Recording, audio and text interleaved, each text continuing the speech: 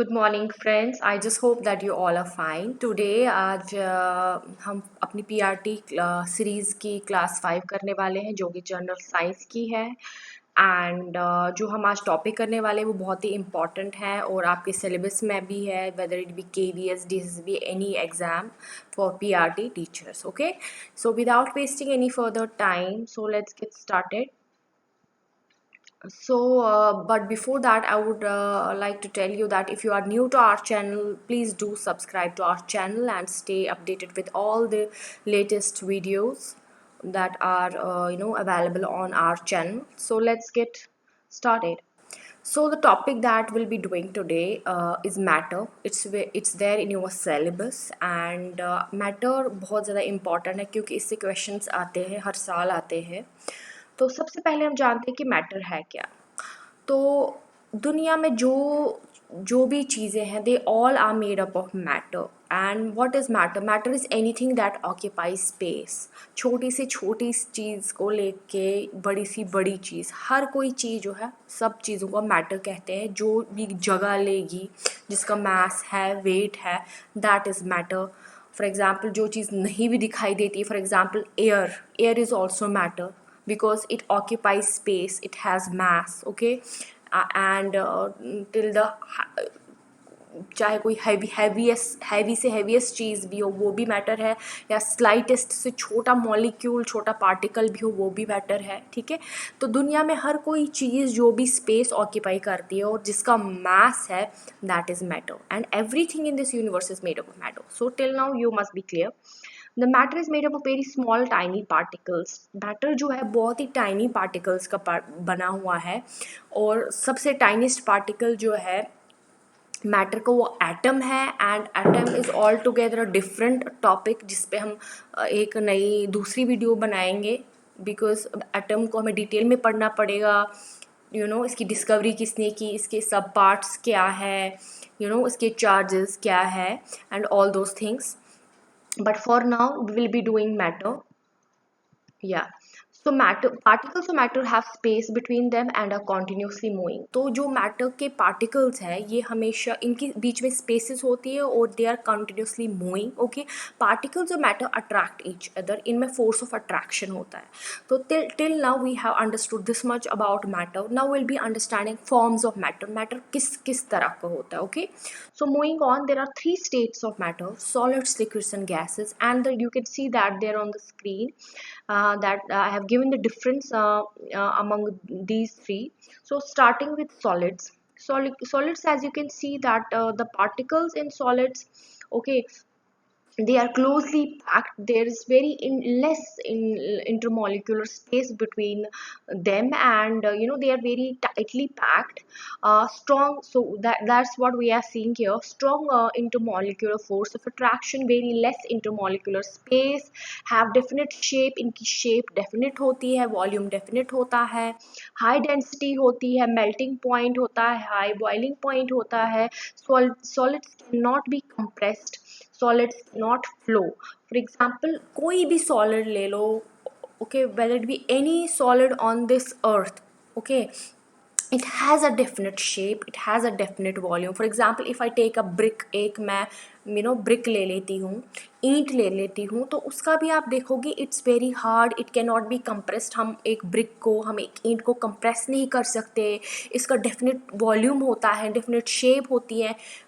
Anything on this earth which is in solid form, it has a definite shape, it has a definite volume that can be calculated, and it cannot be compressed. It's very hard to compress it, provided there is a very high pressure. Under high pressure we can compress solids, and solids cannot flow. Solids flow नहीं कर सकते.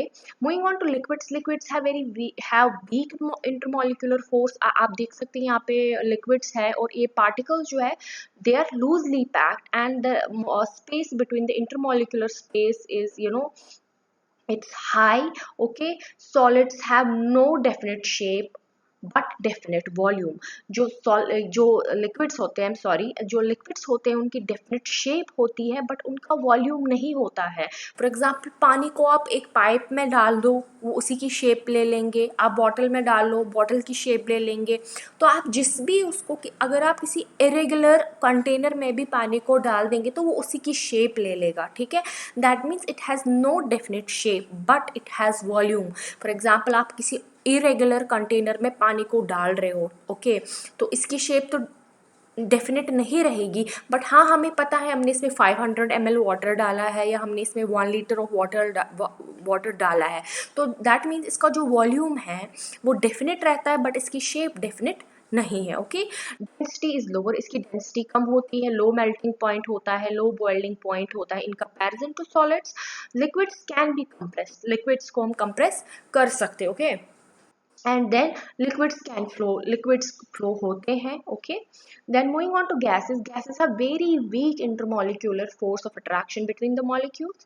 As you can see that the particles here, they are very loosely packed and the intermolecular spaces between them are very large, and the force of attraction between the molecules or the particles is very less in comparison to liquids, in comparison to solids, okay. No definite shape and no definite, ना तो इनकी definite shape होती है ना इनका definite volume होता है।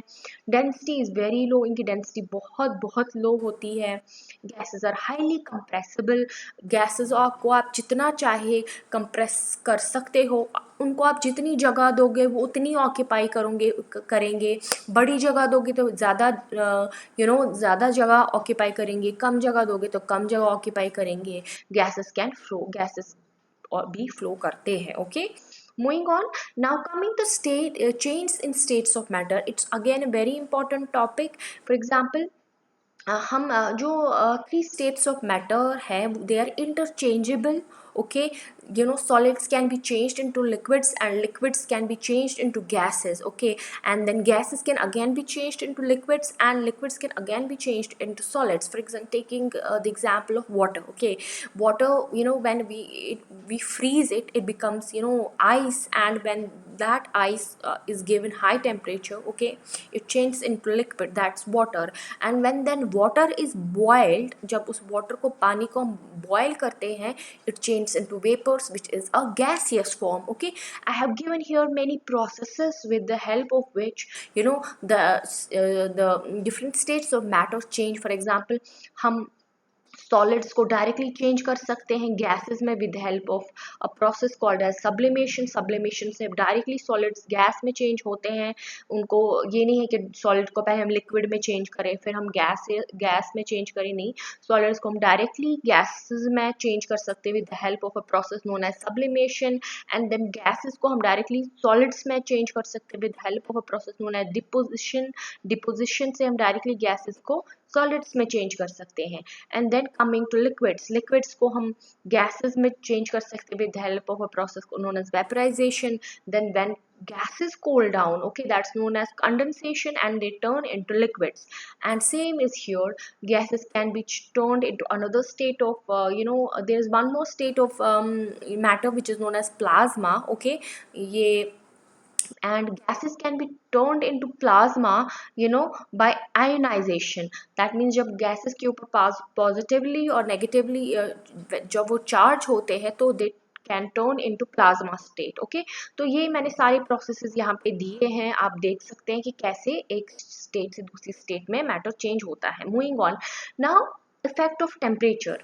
Effect of temperature क्या है on different states of matter. For example हम सॉलिड्स को हीट देंगे, okay, when they are heated solids they turn into liquids, and when liquids are when they are heated they turn into gases, okay.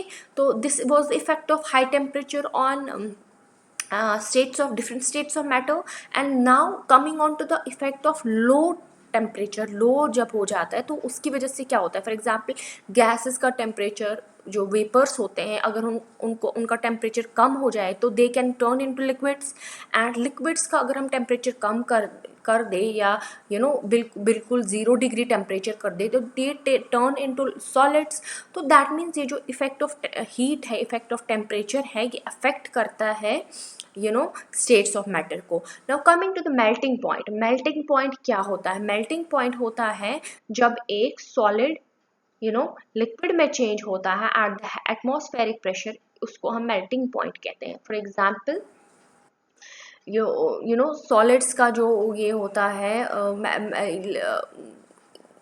Melting point है वो है 100 degree. For example हम water का लेते हैं, water का melting point water का boiling point जो है वो 100 डिग्री सेल्सियस है, एंड आइस का जो मेल्टिंग पॉइंट है that is 0 degree Celsius any solid का। ठीक है, तो दैट इज मेल्टिंग पॉइंट। तो मेल्टिंग पॉइंट वो होता है जब कोई सॉलिड मेल्ट हो जाता है at the atmospheric pressure. Now coming on to boiling point. Boiling point वो होता है at which any liquid starts boiling and the atmospheric pressure is known as at the atmospheric pressure is known as boiling point। जब भी कोई liquid boil होना start होता है और वो गैसेस स्टेट में चेंज होने लगता है तो उसको हम उसका बॉइलिंग पॉइंट कहते हैं उस लिक्विड का, और मेल्टिंग पॉइंट सॉलिड्स का होता है और बॉइलिंग पॉइंट लिक्विड्स का होता है। ठीक है, तो मूविंग ऑन नाउ कुछ और चीज़ें हैं जो आपको जानने की कोशिश करनी है और आप समझेंगे I hope. Latent heat of fusion, ये भी सॉलिड्स का होता है। It's very simple. जब 1 kg of any solid, okay any solid, जब 1 kg हम सॉलिड लेते हैं उसको हम हीट देते हैं ताकि वो लिक्विड में चेंज हो, ठीक है, तो उसको हम कहते हैं उस सॉलिड का latent heat of fusion. Okay, जब when we take 1 kg of any liquid, when we take any kg of one solid, okay, and heat it, we give it heat, okay, जब हम इसको हीट देते हैं ताकि liquid में change होए तो उस हीट को हम कहते हैं latent heat of fusion. Okay, then moving, और ये सॉलिड्स का होता है। Now moving on to latent heat of vaporisation. Latent heat of vaporisation जो होता है वो लिक्विड्स का होता है। ठीक है, for example we take any, जब हम 1 लीटर ऑफ एनी लिक्विड, यहाँ पे मैंने 1 kg मेंशन किया है, so for liquid it's 1 litre. जब हम 1 लीटर ऑफ एनी लिक्विड लेते हैं एंड वी प्रोवाइडेड हीट, हम इसको हीट देते हैं, ठीक है ना, ताकि वेपर स्टेट में चेंज हो जाए at atmospheric pressure, that heat, the amount of heat required is known as latent heat of vaporisation. 1 kg और 1 लीटर ऑफ लिक्विड जब हम लेते हैं उसको जितना उसको गैसियस स्टेट में चेंज होने के लिए जितनी भी हीट चाहिए, ठीक है, उसको हम लेटेंट हीट ऑफ वेपराइजेशन कहते हैं। एंड 1 kg ऑफ सॉलिड को चेंज होने में, लिक्विड चेंज होने में जितनी भी हीट लगेगी उसको ही लेटेंट हीट ऑफ फ्यूजन कहते हैं। I just hope that it's clear to you. Now moving on, there are some other things which you need to know. Effect of change of pressure on the states of matter. जब हम solids को हम हर कोई state of matter, it can be changed from one state to another under sufficient pressure. For example, gases को अगर हम pressure दें, enough pressure, okay, under pressure हम gases को चेंज कर सकते हैं into liquids.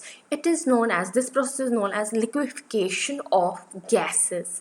Okay, liquefaction of gases, that means हम गैसेस को अंडर प्रेशर हम लिक्विड्स में चेंज कर सकते हैं और लिक्विड्स को अंडर प्रेशर हम सॉलिड्स में चेंज कर सकते हैं। तो this is the effect of pressure on 3 states of matter. Now coming to evaporation and condensation, these are very basic processes which you can see in class 4 or class 5 science books. Okay, now evaporation क्या होता है? जब liquid change हो जाता है, जब हम उसको हीट देते हैं, जब वो when any liquid change into vapour under under the influence of heat, जब इसको हीट देते हैं तो जब लिक्विड चेंज हो जाता है into gaseous state, that is known as evaporation. And when vapours cool down, जब वेपर्स कूल डाउन हो जाते हैं they change into liquids, we call that condensation. And diffusion, there is one more thing which is called as diffusion. It is the movement of particles from a place of higher concentration to a place of lower concentration. For example, हमने अपने room में कोई room freshener या कोई perfume spray कर दी, ठीक है, तो आप देखोगे जहाँ पे मतलब वो परफ्यूम जो होती है वो पूरे रूम में डिफ्यूज़ हो जाती है। दैट मीन्स जहाँ पे उसकी कॉन्सेंट्रेशन ज़्यादा है वहाँ से वो मूव करती है टू दैट प्लेस जहाँ पे उसकी कॉन्सेंट्रेशन कम है। Okay, it applies to liquids as well. आप देखोगे आपने पानी रखा होगा तो वो पानी ना मूवमेंट कर, अगर मूवमेंट करता है, ठीक है, जहाँ पे ज़्यादा पानी है उस जगह से जहाँ पे पानी कम होता है, ठीक है। तो this is known as diffusion. Okay, so diffusion, condensation, evaporation, ये चीज़ें आपको पता होनी चाहिए जब आप मैटर पढ़ रहे हो। तो आज हमने कुछ बेसिक चीज़ें जो है रिलेटेड टू मैटर वो डिस्कस की है। In coming videos will be discussing matter in detail, you know, सब पार्टिकल्स ऑफ सब parts of atoms and discovery of protons, neutrons and everything we'll discuss in detail. Okay, till then just take good care of yourself, do give it a thumbs up if you like the video, and do comment, okay, because your comments are very much important to us. And stay tuned on our channel. Thank you so much for watching the video. That was all for today. Thank you.